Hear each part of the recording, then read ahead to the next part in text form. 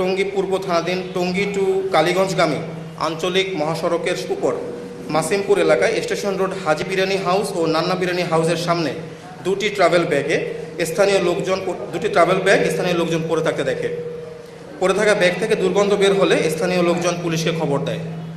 Police ঘটনাস্থলে এসে bag খুলে ট্রাভেল ব্যাগে পলিথিনে মোড়ানো অবস্থায় যুবকের অর্ধগলিত ও মাথাবিহীন 8 খণ্ড বিভক্ত লাশ দেখতে পায়। পরবর্তীতে তথ্য ও প্রযুক্তির সহায়তায় নিহত ব্যক্তির নাম পরিচয় শনাক্ত করা হয়।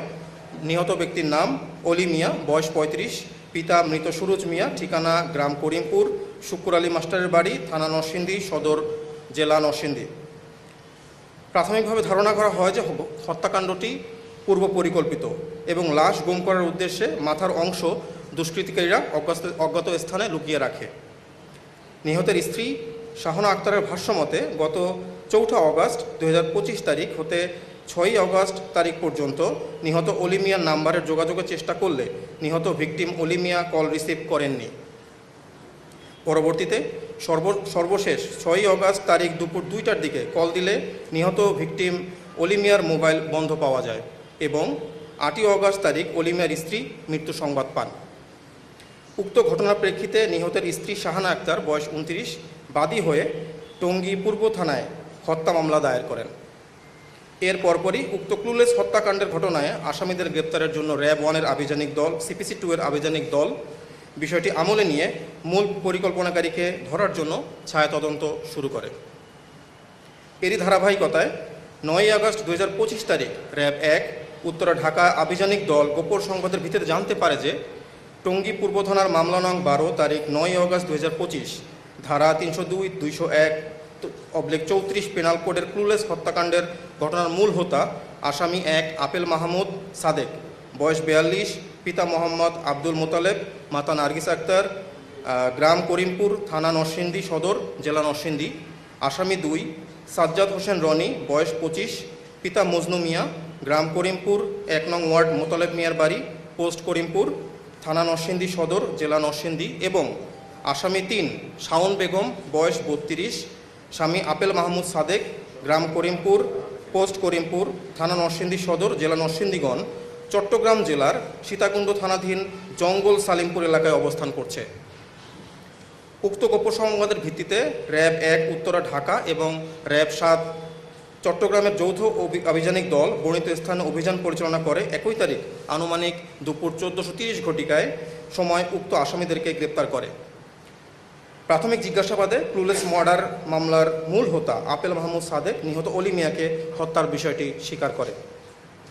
গ্রেপ্তারকৃত আসামিদের নিকট হতে 3টি মোবাইল ফোন, 3টি সিম কার্ড, নগদ 150 টাকা উদ্ধার করা হয়। উল্লেখ্য যে মামলার মূল হোতা আপেল মাহমুদ সাদেকের নামে ঢাকা রেলওয়ে থানায় মামলা আছে। ঢাকা রেলওয়ে থানার মামলা নং 1 তারিখ 2রা ডিসেম্বর 2022 ধারা 369/411 পেনাল কোড।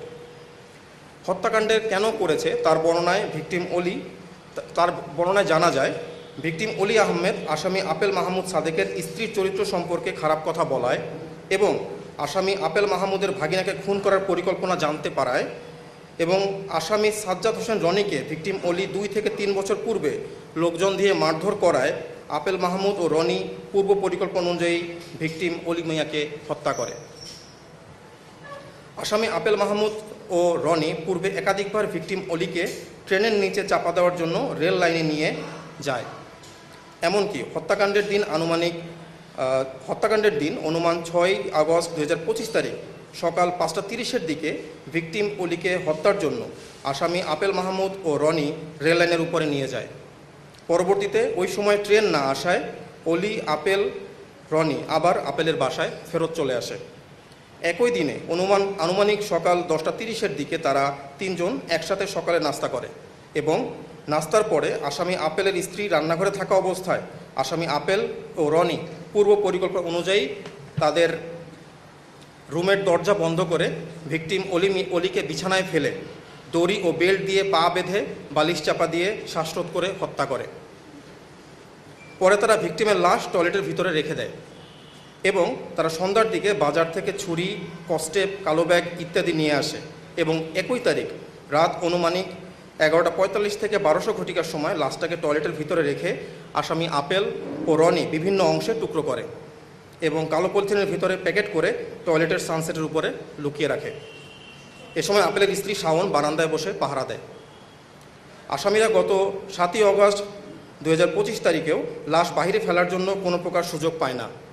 পরবর্তীতে লাশ হতে গন্ধ বের হলে গত 8ই অগস্ট 2025 তারিখে সকাল আনুমানিক 5:56 ঘটিকার সময় আসামি আপেল ও রনি উক্ত পলিথিন ভর্তি লাশ ব্যাগে করে একটি অটোরিকশা যোগে বাসা থেকে টঙ্গী স্টেশন রোডের দিকে যায়।